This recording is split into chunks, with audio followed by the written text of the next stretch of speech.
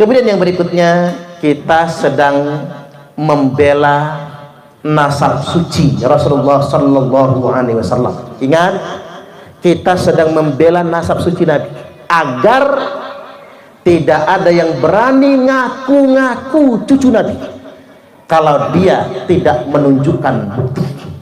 Siapapun orangnya yang ngaku cucu Nabi tapi dia tidak menunjukkan bukti, sama saja dia telah menghina Nabiullah Muhammad Sallallahu Alaihi Wasallam.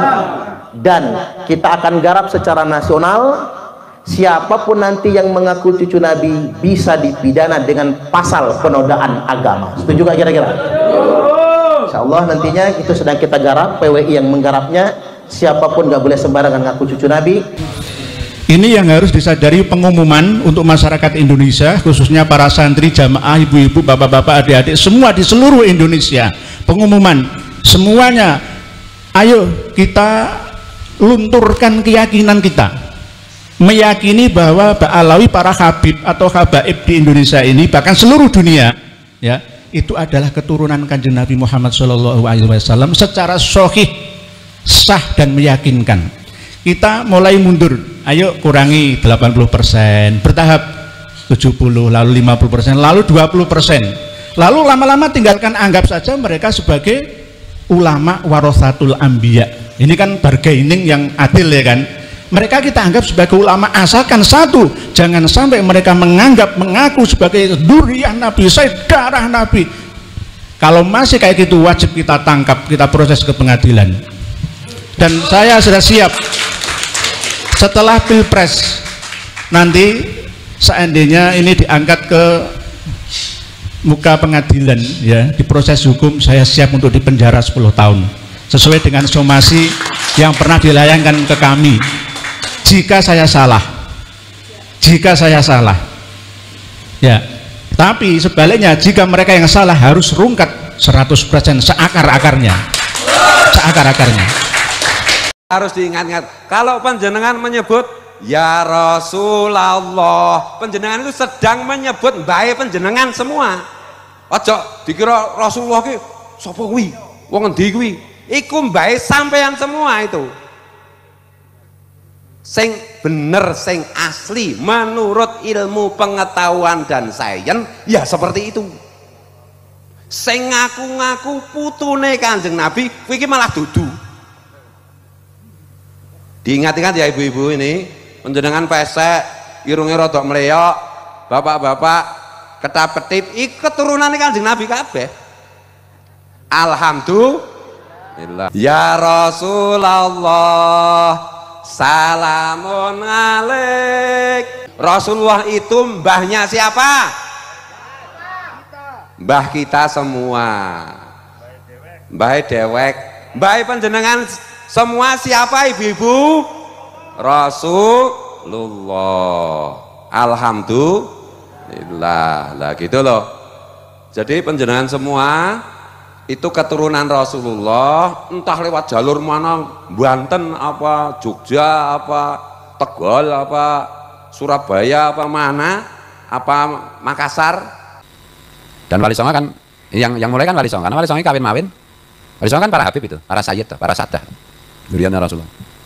Mereka menikahi orang Jawa, yang laki-laki juga menikahi orang Jawa, yang perempuan Sarifahnya juga mau dinikahi orang Nusantara, orang Jawa. Nah, sekarang kan beda, nggak mau Sarifah dinikahi orang luar. Ya alasannya macam-macam, ya ada argumentasinya juga. Tapi berbeda dengan Wali Songo kan itu.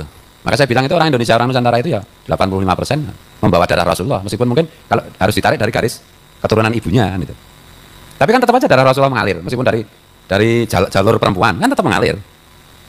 Makanya Islam di Indonesia itu mayoritas membawa darahnya Rasulullah kok. Minimal diam untuk para muhibbin. Ini urusannya kita dengan Ba'alawi Yahudi celeng. Terus terang saya sepakat sekali sebetulnya dengan apa yang diusulkan pertama kali ya, kalau dilihat dari kronologisnya oleh Kiai Nur Ihya ketika ada pertemuan di Yayasan At-Tauhid, kalau tidak salah ada Said Qori, ada Profesor Dr. Manahem, disebutnya begitu ya, ada Kiai Haji Imaduddin, ada juga Tubagus Mugi, ada KRT Fakih itu.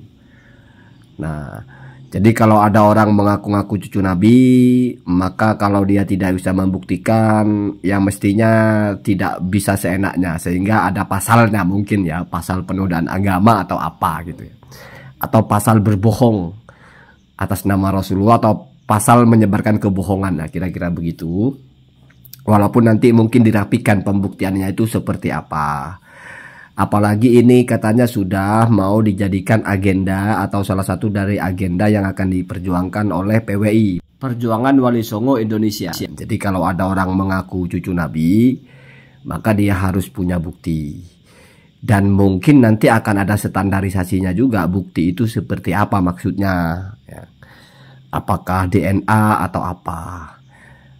Dan yang mungkin yang apa namanya ya, yang akan terdampak pertama kali itu ya ini ya mungkin Mbak Alawi ya. Tetapi ini yang lebih berat sebetulnya dari Mbak Alawi, yaitu Gus Fuad ini. Karena kalau Gus Fuad itu ya wallahu alam apakah itu termasuk mengaku cucu Nabi atau bukan. Tapi kalau mengatakan Rasulullah adalah kakek awake dewe, kakek kita, ya masa tidak mengaku cucu tapi mengaku Rasul sebagai kakek. Berarti kan mengaku cucu ya. Atau mungkin maksudnya kakek secara bukan keturunan, tapi ada pernyataan itu keturunan itu. Apalagi 85% Pak, kita ini keturunan Rasulullah. Ada berapa ratus juta di Indonesia itu keturunan Rasul itu. Entah jalur ayah jalur ibu gitu. Saya jadi ingat, kayaknya ini lebih dahsyat dari Habib Bahar yang mengatakan di darah saya ini ada, di tubuh saya mengalir darah Rasul. Itu kan Habib Bahar satu orang dia mengatakan dirinya begitu. Nah ini Gus Fuad 85% kita itu membawa darah Rasul gitu. Karena kawin-mawin gitu. Wah kalau ini ya, tapi ini kan yang mengatakan Gus Fuad ya. Kalau kita nggak mengaku apa kena pasal juga ya, wallahu alam ya. Ya silakan ya, saya dukung ya, biar tidak ada orang seenak yang ngaku cucu Nabi tiba-tiba jadi sayyid, tiba-tiba terah ini terah itu. Pokoknya kalau sudah ngaku-ngaku keturunan Nabi nggak bisa membuktikan, bagus juga itu di penjara saja ya. Biar orang nggak sembarangan gitu ya, mau Mbak Alawi mau siapa ya. Nanti kita lihat kira-kira pengadilan atau apa itu menjadikan bukti itu sebagai apa. Kalau misalnya pembuktiannya itu berdasarkan pendapat dari nasabah internasional atau ulama nasab resmi, ya wallahu alam Pak, nanti siapa yang akan dipenjara ya. Gitu ya. Jadi saya support ya. Ini untuk menyelamatkan katanya, untuk mensucikan nasab Rasulullah ya. Termasuk nanti mungkin kalau ada orang yang nggak ngerti apa-apa, macak sok-sok menjadi pendakwah, sok bicara ini, sok bicara itu, tangkepin aja ya, biar bersih negara kita ini ya. Kayaknya bagus itu ya. Jadi kalau ada orang ngomong seenaknya gitu tentang agama itu, padahal ya baca bismillah bengkok ya. Biar agama itu punya marwah mungkin ya. Jadi kalau dalam kedokteran itu kan ada orang sembarangan ngomong penyakit ini, penyakit itu, vaksin ini, vaksin itu kan bisa kena pasal itu. Dalam agama juga mestinya begitu ya. Kalau ada orang ngomong sembarangan itu, kalau salah nggak apa-apa, selama dia mengakui salah. Setidaknya apa bahasa kerennya itu, kredensialnya itu apa? Artinya kamu mentang-mentang punya channel YouTube, terus kebetulan membela satu tema, banyak yang dengar, banyak yang support, terus tiba-tiba auto jadi pendakwah gitu, apa jadi bicarakan ya. Ya banyak contohnya yang begitu-begitu ya. Jadi kalau dia bicara tidak sesuai dengan backgroundnya dalam agama, nah itu anggap itu kena free kick ya, mungkin teguran atau mungkin nanti bisa kena pasal juga, pasal penodaan agama ya. Agama ini ternoda dengan bacot-bacot orang-orang yang nggak ngerti banyak bicara ya. Udah nggak ngerti apa-apa, hobi sekali menyalah-nyalahkan orang, ngeritik-ngeritik orang, padahal sendirinya belajar agama juga nggak pernah tertib ya. Begitu ya, saya dukung ya. Allahumma dinna ada sabil.